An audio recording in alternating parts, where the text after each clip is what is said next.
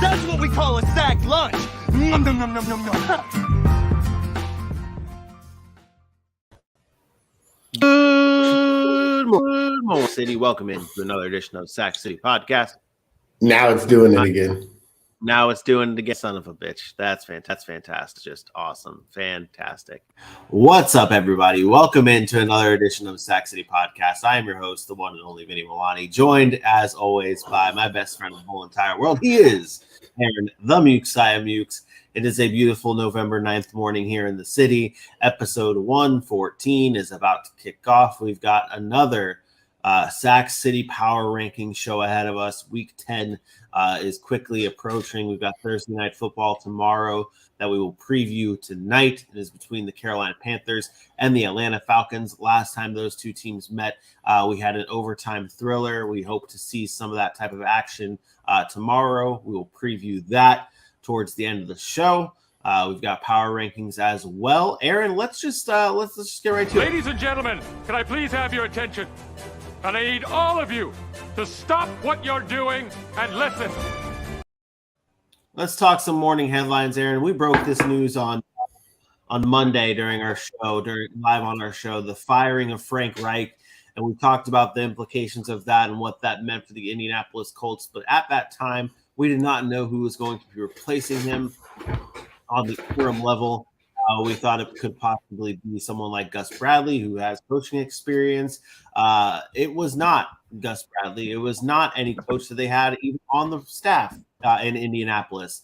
The Colts decided to bring in former Colts legend, Jeff Saturday, to be their new interim head coach to take over the team for the remainder of the season.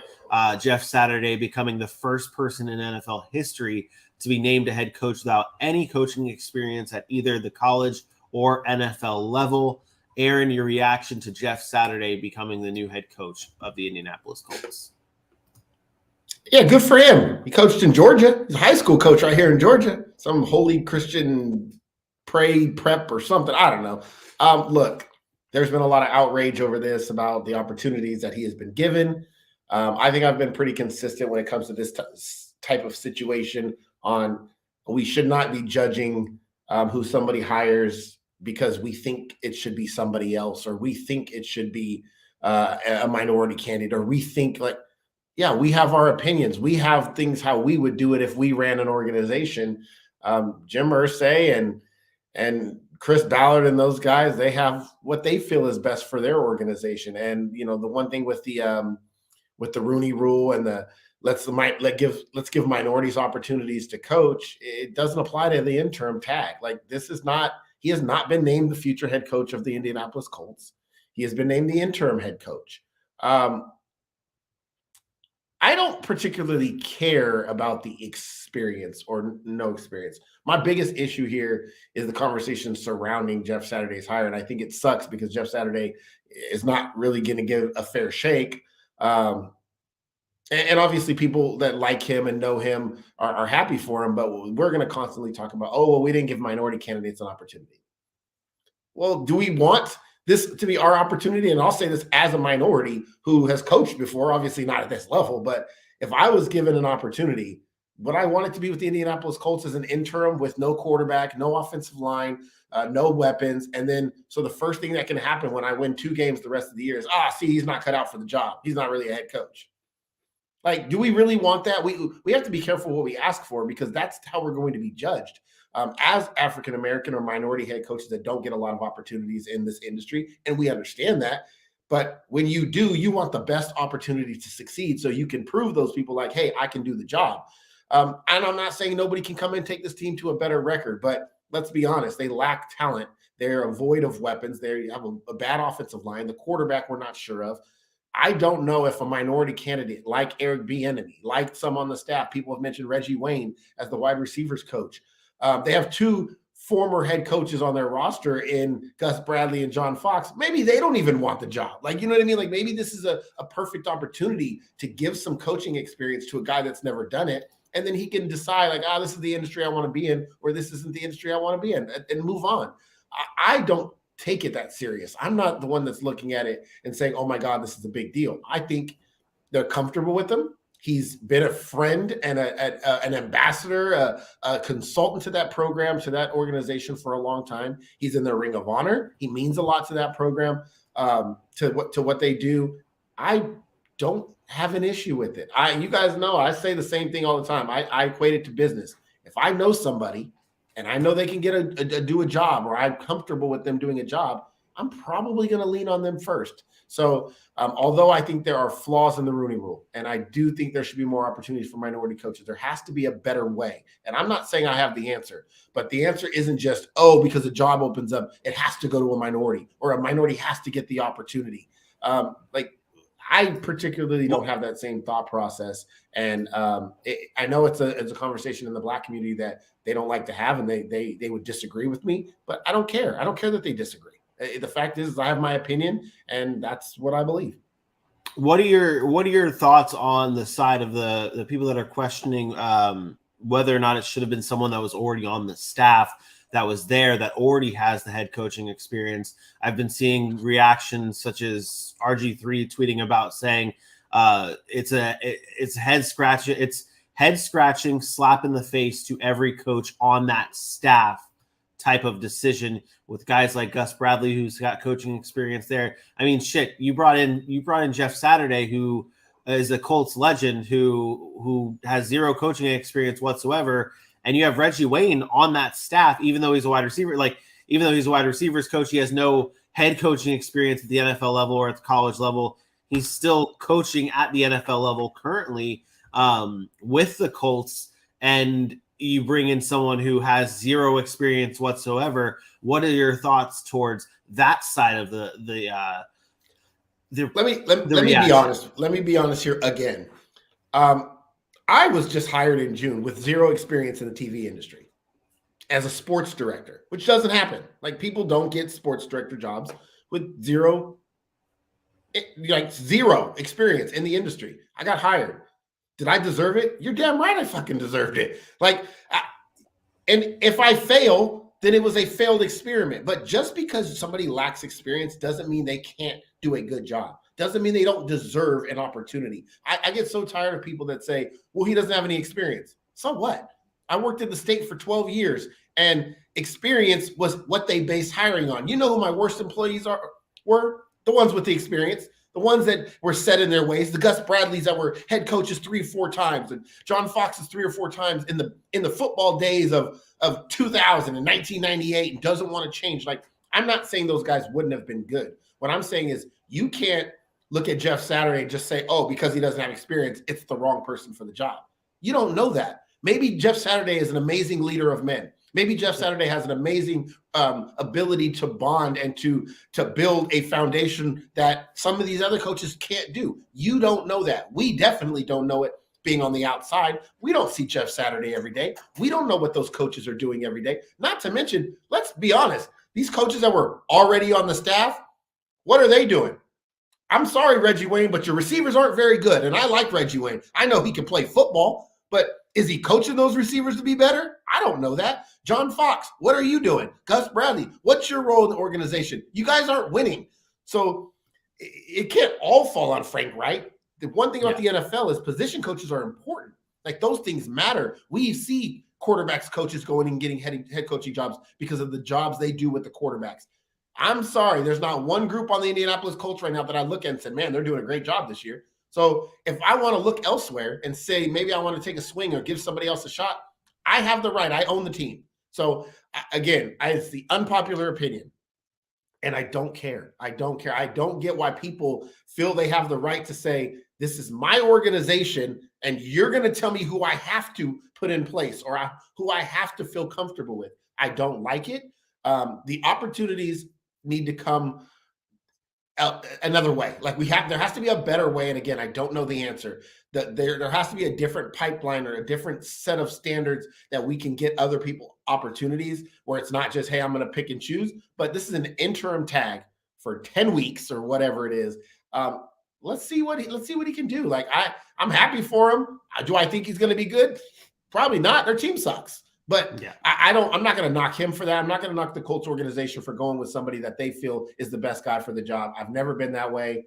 as somebody who's hired a lot of people, I'm going to pick who I want to pick, who I feel is going to do the best job. It's my responsibility. And so people don't like that. People want fair and opportunities, and everybody should be the same. And sorry, that's not the real world. That's not the world we live in. That's not the world we should live in. We should find a better way to be inclusive without saying every single time something's available, we have to afford an opportunity to X or Y or Z, race or experience or gender, or like it shouldn't be that way. But it's that way because we go to the extreme. One way was the extreme, obviously, where people didn't get opportunities. So we feel like we have to swing that pendulum all the way to the other side and say, now everybody who's a minority should get an opportunity. That's the conversation all the time. I don't know, sometimes it frustrates me. It actually does frustrate me a lot. But I do understand what they're trying to do. I just don't think it's the right way to do it. You've been working the voting things, right, with your station and everything. You've been working that. You've been around that a lot. You'd have my vote. Vote Aaron Mukes for president. Hey, it's funny. Last night we're doing the election coverage, and I'm walking around the office and I'm looking at all these retarded. I'm not retarded. Excuse my choice of words there. All these lying politicians that will say whatever to get voted in. And I just, and I'm not a big fan of politics. I just looked in my head. I just shook my head. I was like, I'm running for president. I think I can win. I said, because I'm very transparent. I let it be known, but at least you know where I stand and I'm sincere and I'm not crazy. So, well, Aaron Mukes for president, Patrick Mahomes is vice president. There you have it. 2028, I'm running. Mukes and Mahomes 2028. There you go. I'd love that. That does it for our morning headlines. We've got our power rankings coming up in a few moments, but we got to talk some injuries to start the morning.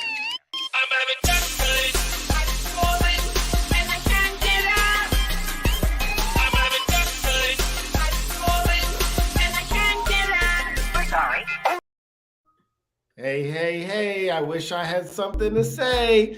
I don't have much of an injury report. Shame on me, but let's talk Josh Allen again. Elbow injury late in that Jets. There is some concern there. I've seen people have been picking up Case Keenum on waiver wires and stuff. The UCL issue, he's day-to-day still. Excuse me, I'm running out of breath here. So Josh Allen's still a concern.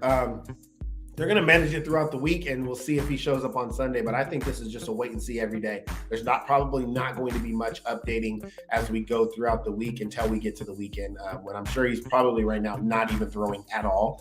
So we're just going to have to keep our eye on that. But that's probably the biggest injury of note. Titans quarterback Ryan Tannehill missed the game on Sunday night with the ankle injury. He's going to be questionable leading up to this week. They're going to try to get him back as soon as possible as well. I don't think they trust Malik Willis yet, which is a shame. I think they should let him air it out. I don't see why not. But Ryan Tannehill, obviously they trust and want him back on the field. So keep an eye out for that. If he can't go again, it's going to be the Malik Willis show, and I expect it really to be the Derrick Henry show once again, because that's what it's been with Ryan Tannehill out. Jonathan Taylor, again, not practicing. Kind of limited. It's the day-to-day thing with him. It's a day-to-day thing with Deebo Samuel.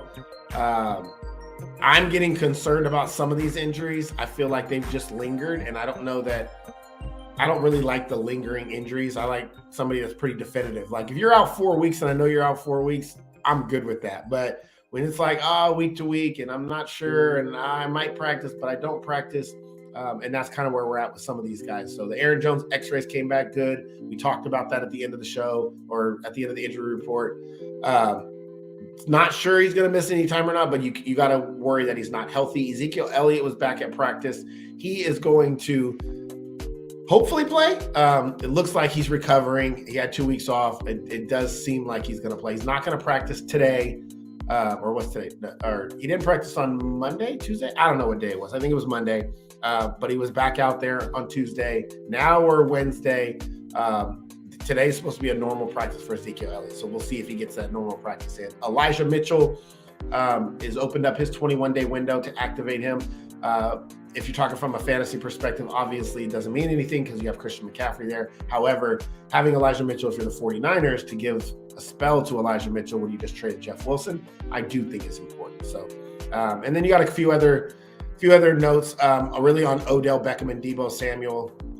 Odell Beckham has been fully cleared. So it's kind of the bidding war right now, and everybody's playing this game. Dallas is out there, Green Bay. Who's he going to choose? Really, that's what's going to make Odell make a selection. He wants to win. He said he doesn't care about anything else. So if that's the case, I expect the team that's in it to go after him and end up signing there. But his knee should be fully healed and should be ready to go. And then Deebo Samuel, the hamstring,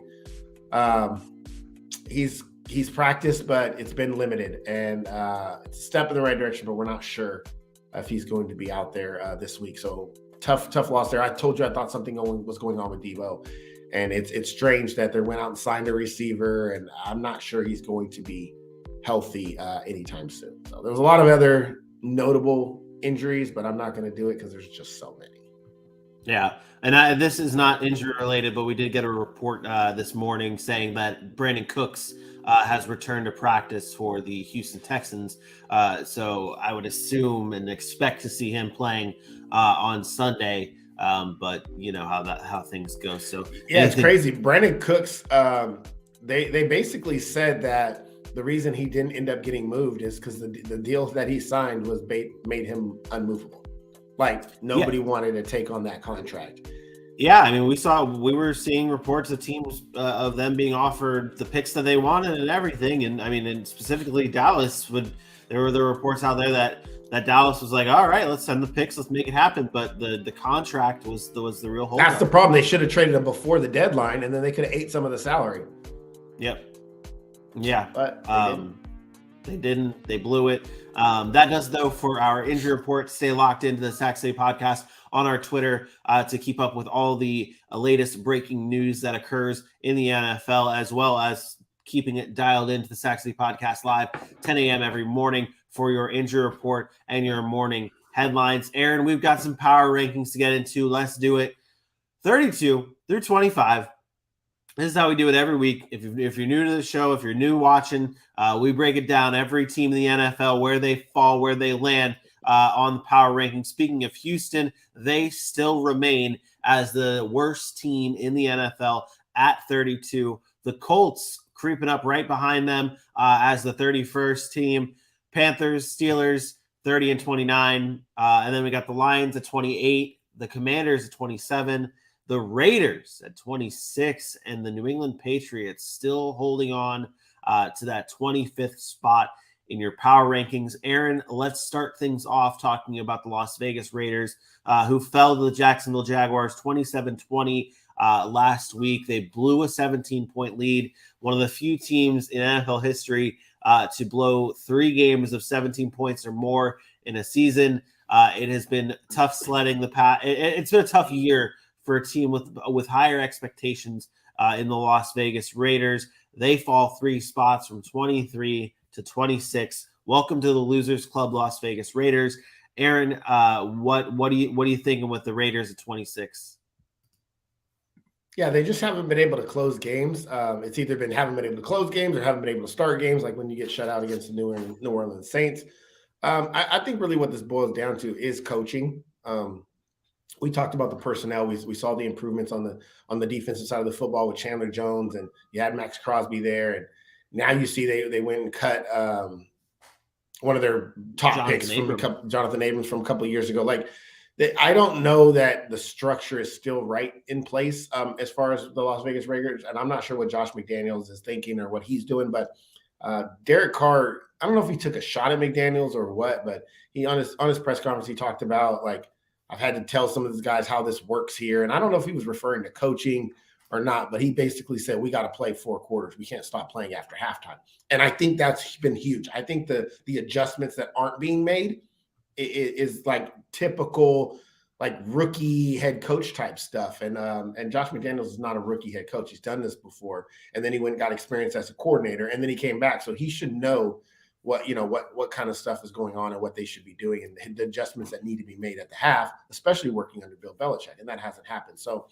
disappointed in the Raiders as far as what they're able to do with that offense, especially. You're talking about a team that adds Davante Adams, a premier wide receiver in this league. Josh Jacobs is like top 5 leading in rushing, and they're not able to score when they need to. They're not able to move the ball when they need to. I know the offensive line hasn't been great, but they have enough weapons on that offense to do some things. And it just hasn't come to fruition. I think it's a lot about coaching, and then the defensive side of the football put in some bad situations.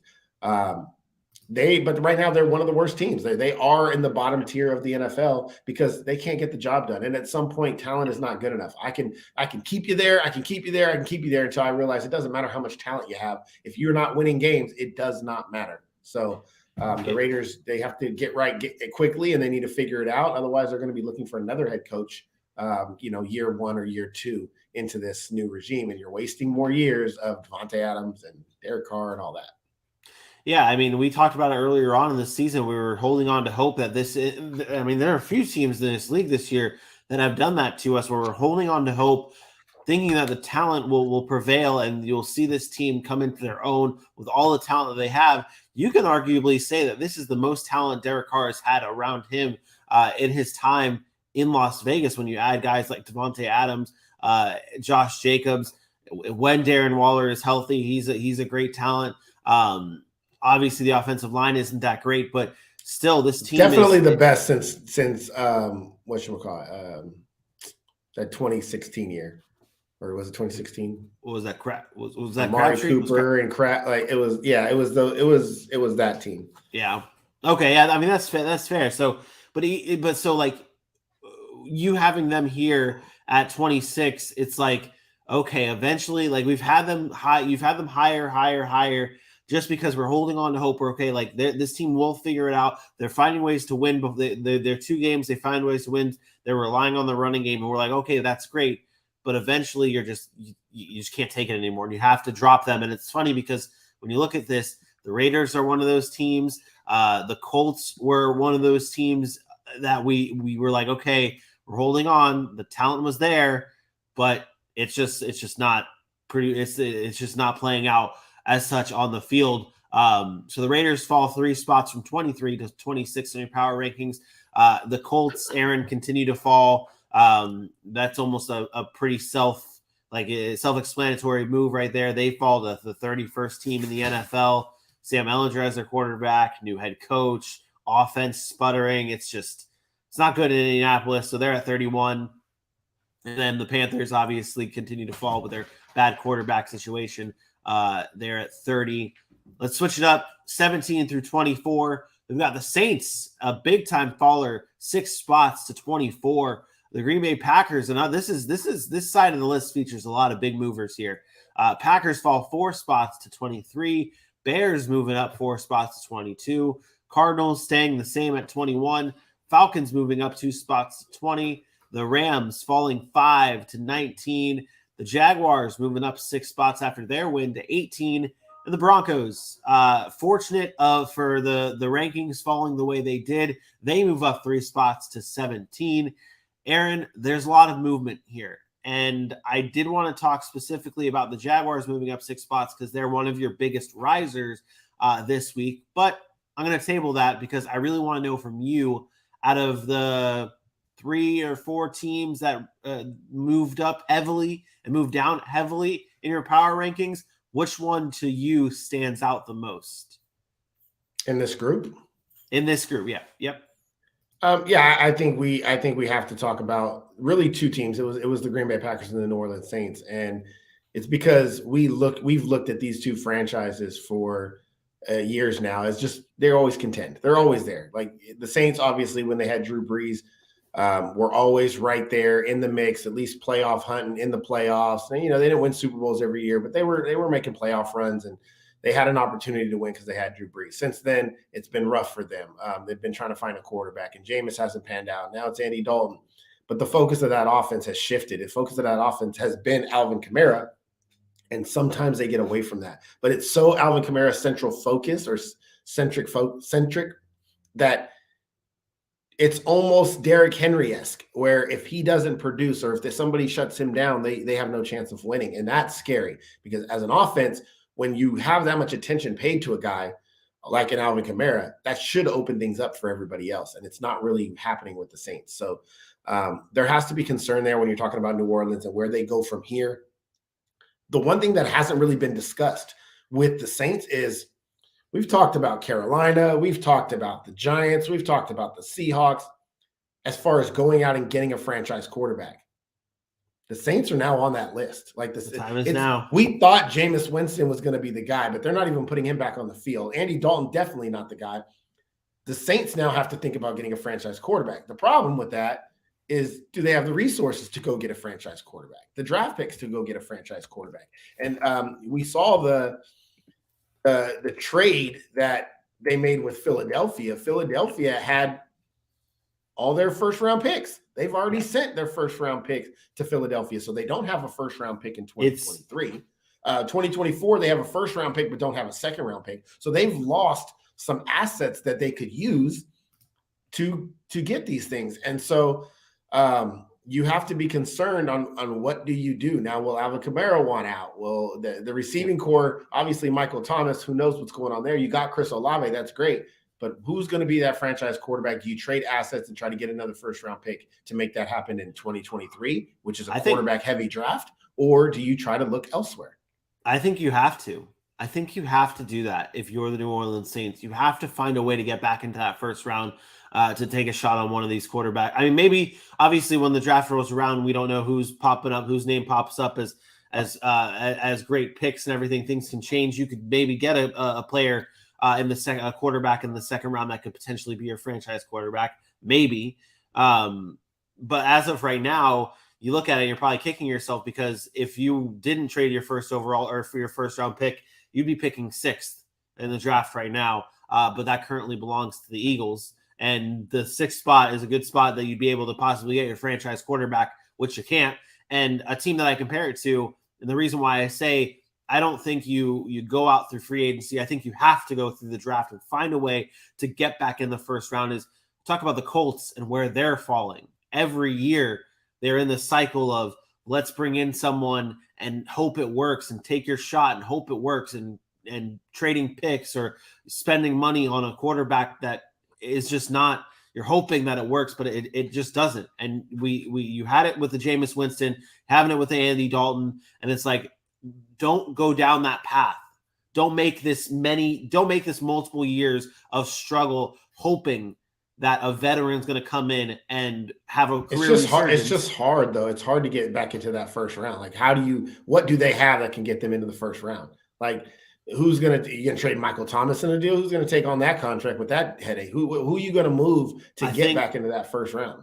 I think I don't know. This may be more of a Madden GM type move that I have in my mind of what's realistic and what's not realistic. But we talk about how teams just move back into the first round, the later half of that of 23, because they trade their second round pick and maybe the second round pick or third round pick in the following year or something along those lines. I think you have to find a way to get into the range of in the 20s with one of those playoff teams that are okay. We're fine moving down because they have their second round pick, correct? Correct me if I'm wrong. They have that second round pick. So they'll probably pick very high in the second round, move that pick to move into the first round, attach it with other things. Because like you said, this is why you shouldn't have drafted. This is why you don't trade up to draft Chris Olave. You're right. And he's played really well, but he's a receiver. He's a receiver. Exactly. And that's what comes with the trying to build around a veteran quarterback, because you've already committed to this route of taking a veteran quarterback to come in and try and hope he has a career resurgence in Jameis Winston or Andy Dalton, and then you're building around that. And by building around that, you're pushing away. It's just a Band-Aid. You're covering up something that eventually is going to be a problem. And that's where the Saints are at right now. Yeah.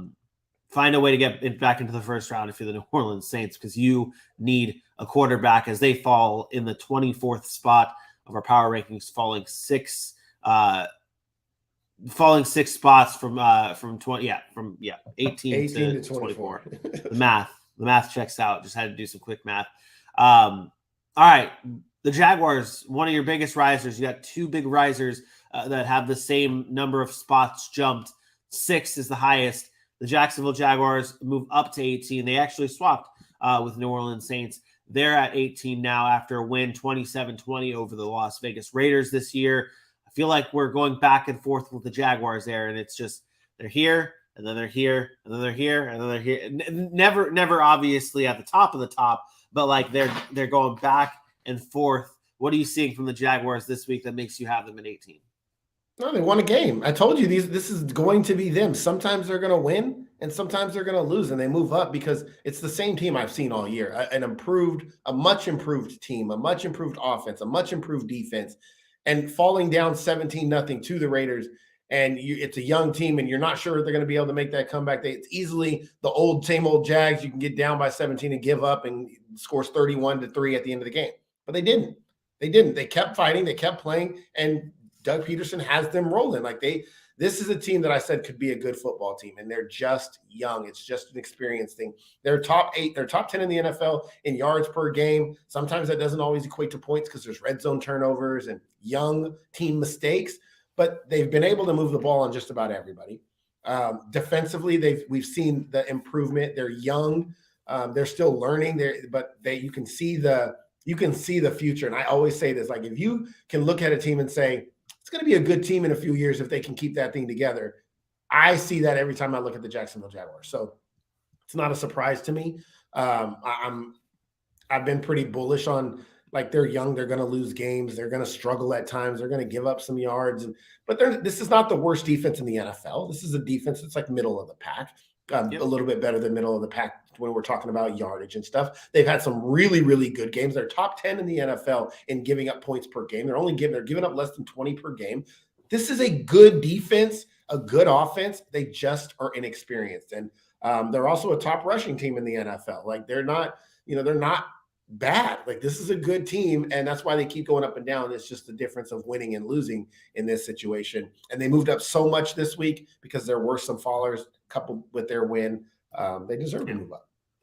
Yeah, and I think that, like you said, that at 17, down 17, a lot of people were, and I know a lot of Jags fans that were like, "Oh, this game's over." They turned it off or whatever, and those fans are out there, and I was like, this team's different. There's something about this team that's a little different this year, and it's obviously not the highest of high levels, but the improvement is there. Like you said, a younger team still trying to figure it out. They got the Chiefs this week, though. I'm not very. They're not going to figure it out this week. I'm not very excited. Yeah, enjoy that spot right now, Jacksonville at 18, because I mean, maybe, who knows, that a loss to the Chiefs may be a good thing, and they may move up because of it. Because maybe they play them tight. I don't know. We'll preview that game on Friday at 10 a.m. Eastern time right here at the Sack City Podcast. Jaguars move up to 18, switching it up to the hardest part of your power rankings every week, Aaron. Maybe this week wasn't as hard. You got the Browns at 16. The Giants stay put at 15. The Chargers 14. The Seahawks 13. The Bucks at 12. The Titans at 11. The Jets moving up, the other big riser on your list, to 10. The Cincinnati Bengals staying put at that number 9 spot. Maybe some signs to come of what's to come for your 1 through 8, with the Bengals staying put at 9. Aaron, the Jets moving up 6 spots to number 10. Let's start with them. I feel like, and I told you this yesterday, we are almost at the repetitive point of our power rankings where it's almost the same teams that we're talking about doing good, then doing bad, then doing good, then doing bad. The Jets are that team this year that has fluctuated up and down in your power rankings. This is the biggest spot they've moved up 6 spots to being a top 10 team right now. You said originally, and I can't remember the quote exactly, but the Jets would not climb higher than probably around 12. They're in the top 10 now. What is it? What's going on? Yeah, I said they probably wouldn't, but also I didn't anticipate them beating the Bills, right? We talked about that. So, and I'm okay with changing my mind once I see something. Their defense is absolutely elite. They're top 10 in every statistical category possible with defense. Like, everything: points, yards, passing yards, rushing yards, total yards, everything. They are a top 10 defense, and it's happened so fast. Like you're really talking 2 years, top 10 in turnovers, takeaways, like top 10, like they're just top 10. They're an elite defense. And largely, we can give credit to Sauce Gardner and DJ Reed and all these players. But Robert Saleh deserves a ton of credit in what he's done with the Jets so quickly, and the organization for going out and investing in draft picks and hitting on those draft picks. Like we forget teams that get 3-4 first round draft picks or high picks, and then they don't hit, and then they just go into the oblivion, and we're like, oh, it's just another bust. The Jets didn't do that. Like outside of Jermaine Johnson really being hurt, and Breece Hall getting hurt, like Breece Hall was out there balling. Jermaine Johnson was playing well before he left. Garrett Wilson balling. Like they've hit on these drafts. Sauce Gardner obviously balling. They've hit on these draft picks, and that's what the NFL is about. If you have a good front office that can hit on draft picks, you can rebuild your team. I've watched team after team do it. There's 2 ways to build your team in the NFL: through free agency, which is a little bit more strategic and money, and you got to figure all that out. Excuse me. Or you go and you have great scouts, great front office management, and you know how to evaluate talent, and you build it that way. And the Jets have done a masterful job in combining the free agent stuff with the draft stuff. I mean, we're not even talking about the guys like Elijah Vera Tucker was bought. Like they have done a masterful job at building this roster and trying to give Zach Wilson everything he needs to succeed as a franchise quarterback. And the way he played the other day against Buffalo, I think he can be that. He still has to grow some. But remember, game managers, when you're a young quarterback, is what you're looking for. That's what you're looking for, because every great quarterback in the NFL, maybe aside from like Patrick Mahomes lately, has started as a game manager. When you look at Brady, Breeze, Manning, all those guys started as game managers. Big Ben all started as game managers, and they turned into great elite passers and superstars. It's about winning. It's about getting your feet under you, and I think that's important. Right now, the Jets, the Jets are a top 10 team in the NFL, and it's bizarre to say. It is. What a world that we live in when the Jets are the 10th best team in the NFL as of right now. You talk about the defense and the way they've built it, and you brought up Jermaine Johnson. Jermaine Johnson had a big-time play in that Bills game. He sacked. It was a big fourth-quarter sack that Jermaine Johnson had on Josh Allen that really pushed them back, that forced them to punt. It really, I mean, it obviously it didn't change the game completely, but it's a big moment. It was a big moment for the Jets, and that was Jermaine Johnson, the rookie, who was able to make the play. And it's just really coming together. The Jets know who they are. They know what they need to do to win football games, and they're doing so. So they fall in at the number 10 spot on your list. Is there any other team that jumps out to you in your 9 through 16 range that you want to talk about here? Titans obviously losing to the Chiefs. They fall 1 spot. The Bucs got a win, but they fall 1 spot because of really the Jets moving up so high. A lot of the movement here was because of the Jets. Let's be honest. Everything else kind of stayed the same or dropped 1. Cleveland got 1 on the bye week because they won last week, and some teams really fell. But no, I think this is pretty standard. The Bengals probably could be a little higher here, but I'm pretty rock solid on my 1 through 8 right now until something changes. I will reevaluate after this week. I think this week's big. There's some games that I'm interested in. But right now I'm pretty solid on 1 through 8. So the Bengals, despite their big win and looking as impressive as they did, and they go into a bye week, like I just think I left them at 9, and I'm comfortable with that. Yeah. I mean, there are teams on that list that didn't play this week and just fell because of the shifting of of everything else around them. But the Bengals were that team that needed to stay put because, I mean, they're a team that they have a bye this week. But they're a team that like should be staying put because of how good they have been able to look. And I mean, shit, Joe Mixon 5 touchdowns in the game, and that deserves to be that number 9 spot. Let's talk the big ones here, Aaron. Let's talk the big top 8. Dolphins at 8, Vikings at 7, Baltimore Ravens at 6, Niners at 5, Cowboys at 4, the Bills at 3. The Eagles at 2, and there you go. There's your Patrick Mahomes-led Chiefs at the number 1 spot. Really, there's a lot of staying the same here in your top 8. Dolphins, Vikings, Ravens, Niners, Cowboys, Eagles all stay the same. It's the 1 and 3 swap that you had between the Chiefs and the Bills that has to bring some conversation here in the top 8.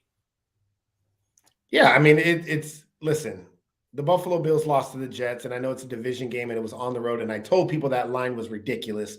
They shouldn't have discounted the Jets the way they did.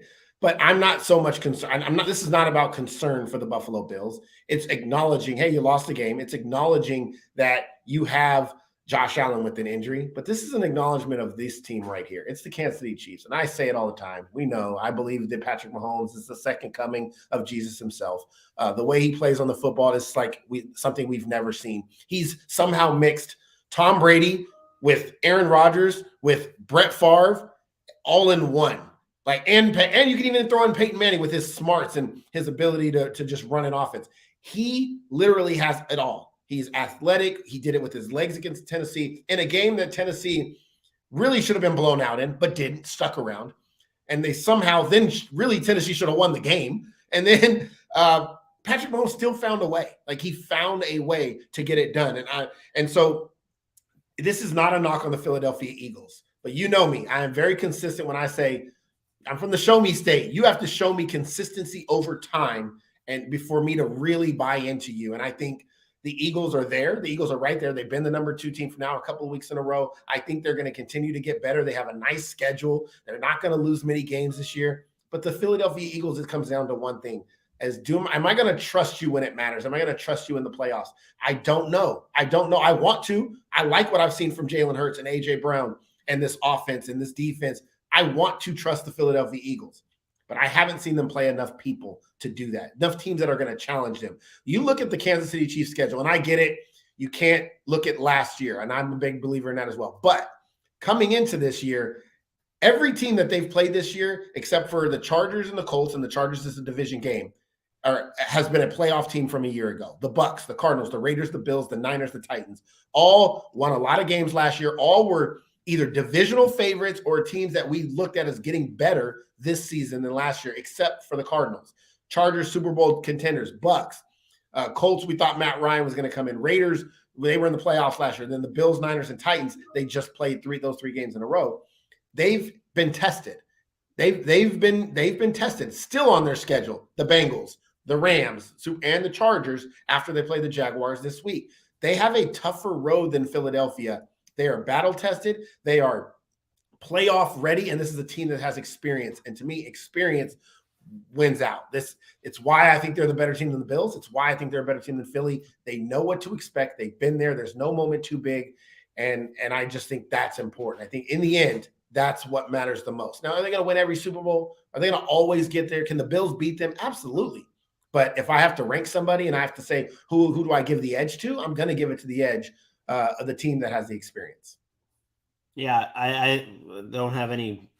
I don't have any pushback on the Chiefs being number one. I mean, I think this week in particular, we talk about the Tennessee Titans being the way they've been this season, and I was down on them, and I've been proven wrong. I've been shown that they're not. They're much more than a 6-win team.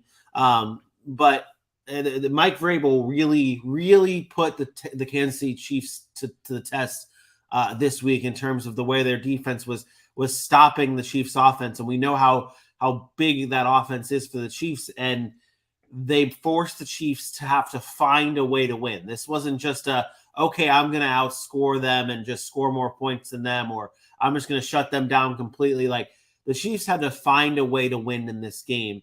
That's not a good sign for the rest of the NFL when the Chiefs are just being able to find ways to win. Like, they can win. Chiefs can beat you in any way you want. If you tell them to beat you running, they can do it. If you ask them to beat you passing, they can do it. If you tell them the defense has to win or has to play well, they can do it. Special team, doesn't matter. The Chiefs will beat you any way you force them to beat you. And that, Patrick Mahomes, we're going to make you run. Great, I'll do it. Like, any way, they will find a way to win, and that's why they're the best team in football. Yeah, and that's why you have them at number one. Is there any other team from the top 8 that you want to discuss before we recap this and get into our Thursday night preview? Yeah, I think the 49ers, I think a little people will be like, well, they didn't play, and Baltimore won, and Minnesota's been hot, Miami, and I'm bullish on the 49ers. I think the last time we saw them, they were playing the Chiefs, and I understand their record doesn't sit with those teams up there. They're the only team up there, I believe, with 4 losses. This is a team. It also goes back to experience. They know, they've been there. This, with Jimmy G included, the 49ers are not running from any playoff matchups. They know what it takes to win in the playoffs. They've won. They've been to the championship game. They've been to the Super Bowl with this roster, the majority of this roster. They've only gotten better. You add in Christian McCaffrey. Deebo Samuel will eventually, hopefully, comes back healthy. They're one of those teams you just don't want to play in the playoffs. You just don't want to play them. Doesn't matter what their record is. If they get in the playoffs, that's the team you don't want to play until Jimmy G has to make a throw. Then you do want to play them. So it's hard for me to move them. And now if they lose another game here, I'm going to have to. But I think with the fact that they lose to the Chiefs, it's not a huge deal to me. It's the Chiefs. Like, I expect you to lose to the Chiefs. And 4-4 is not a great record. And they had a couple of tough losses in there. But they got the Chargers, Cardinals, Saints coming up the next 3 weeks before they get into another tough part of their schedule with the Dolphins, Bucks, and Seahawks. I think they can go 3-0 in that stretch. And if they go 1-2, and we have a different conversation. If they're looking sloppy and barely pulling out wins, then we might have a tough conversation. But right now, I just think if the Niners were to match up head-to-head with any of those teams below them, Miami, Baltimore, Minnesota, I think that the 49ers would win.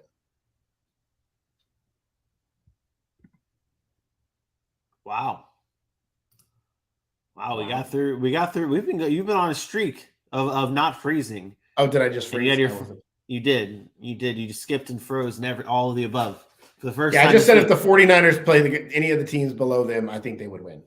Baltimore, Minnesota, and Miami, I think they're better than them right now. I think it's fair to keep the 4 through really 9 because you have the Bengals staying put at 9.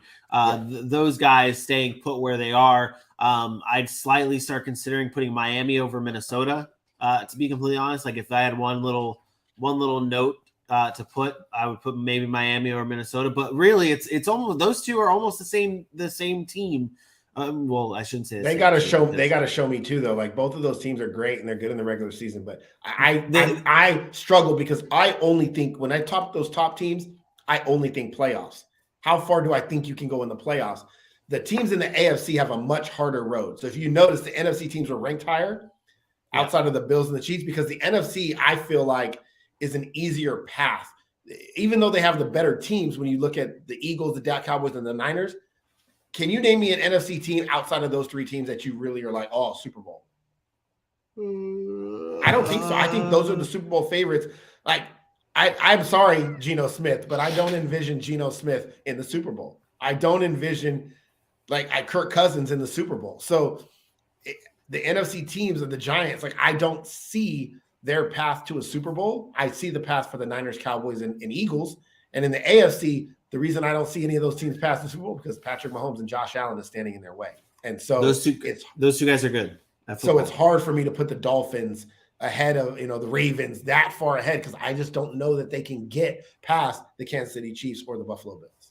Yeah, it's fair. It's fair to think that, and I again don't have too many problems with your power rankings this week. Chiefs take the number 1 spot, Eagles at 2, Bills at 3, Cowboys at 4, and the 49ers round out your top 5 teams this week in your Week 10 power rankings. If you missed a single team here, be sure to go check this video out again on our YouTube page at the Sack City Pod. We do have a Thursday night matchup between let's just get into it. Let's start.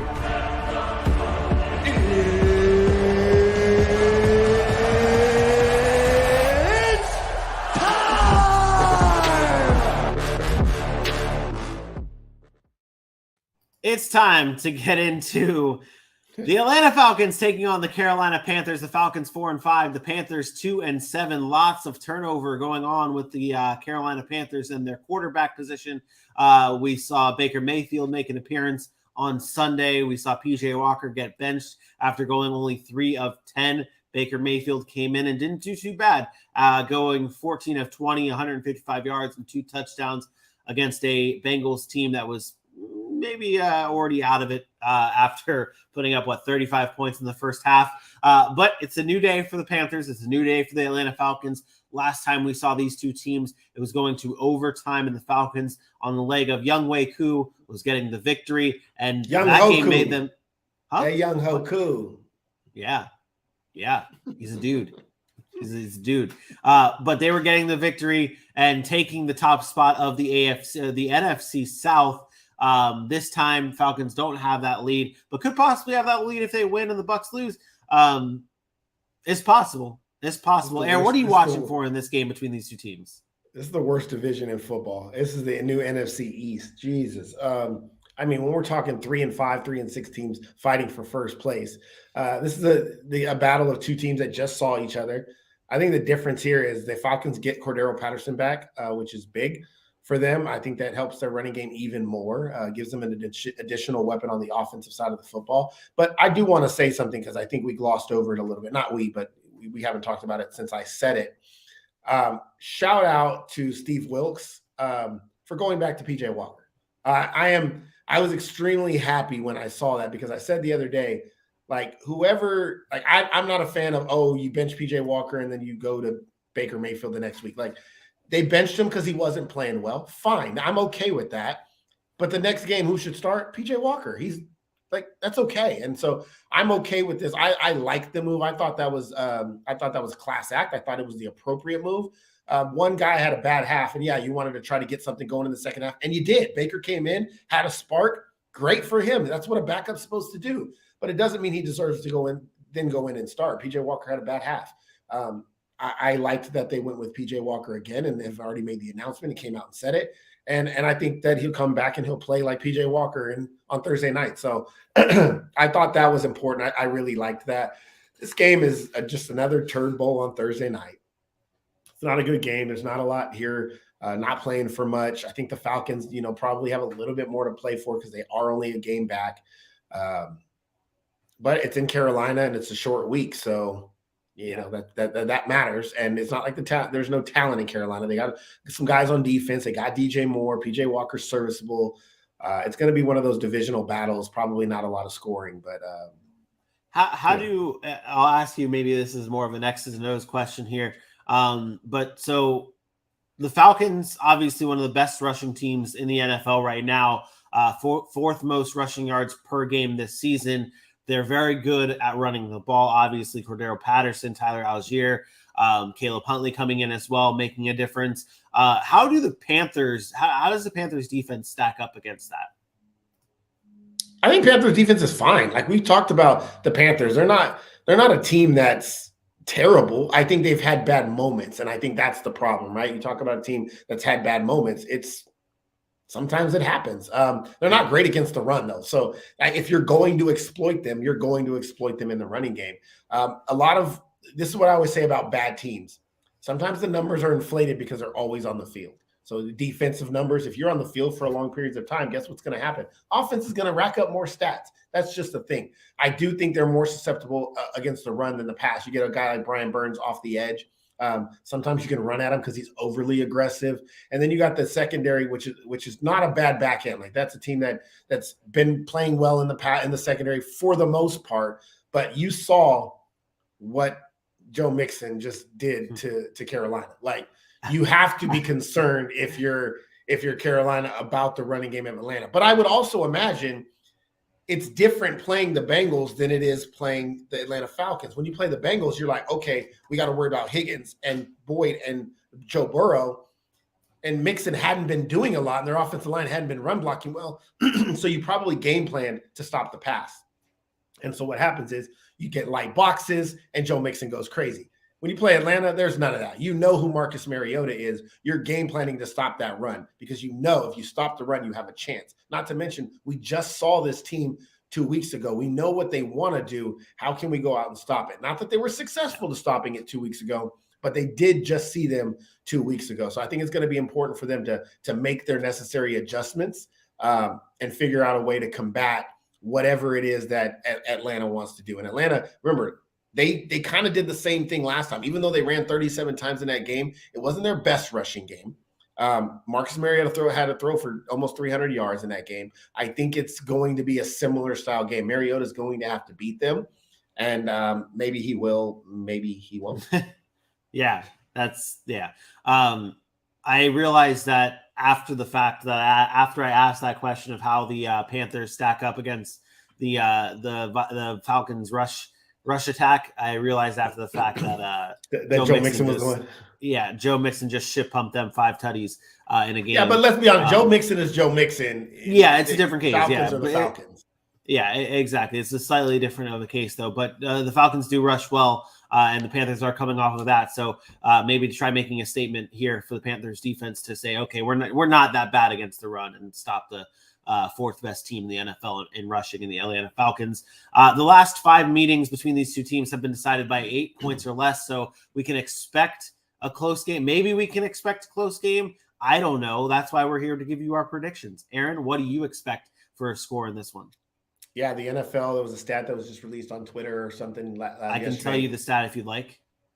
Okay. I do have it. It's in my notes here. Hold on. Say that stat, because I think that's very important. We've talked about it. Through 9 weeks this year, 72 NFL games have been decided by 7 or fewer points, more than any season through week 9 in league history. That says a lot. And I told you guys it's a touchdown league. This is not a blowout league. We see blowouts and we think it's a lot. Oh, it happens all the time. It doesn't. This NFL is a touchdown league. It's a 1-score game. It comes down to 1 or 2 possessions, turnover. That's the NFL. And so I always lean on that. I always say games are just going to be close. Just book it. It's a 1-score game almost every time. I will lean on that side. I think this is a 1-score game. Falcons favored on the road here, but I am actually going to take the home team. I think they make their adjustments, and I'm taking the Panthers. I hate road teams on a short week. I think it's hard to recover. A lot of NFL players hate this game because their body has to recover. You have to get on a plane. You're jet lagged. All this stuff. Although you probably don't have to get on a plane if you're the Falcons to go that far. It's not very far to Carolina. But I think the Panthers win this game, and I think it's a low-scoring game. I will say 23-17, maybe even lower than that, but I'll take 23-17. The Falcons have alternated wins and losses all season long. I think that obviously they lost on Sunday. That may be terrible logic to pick the Falcons here. But I think the involvement of Cordero Patterson and getting him back is going to be huge for this team. I think they do win this game. Let me go 19-17 Falcons on Thursday Night Football.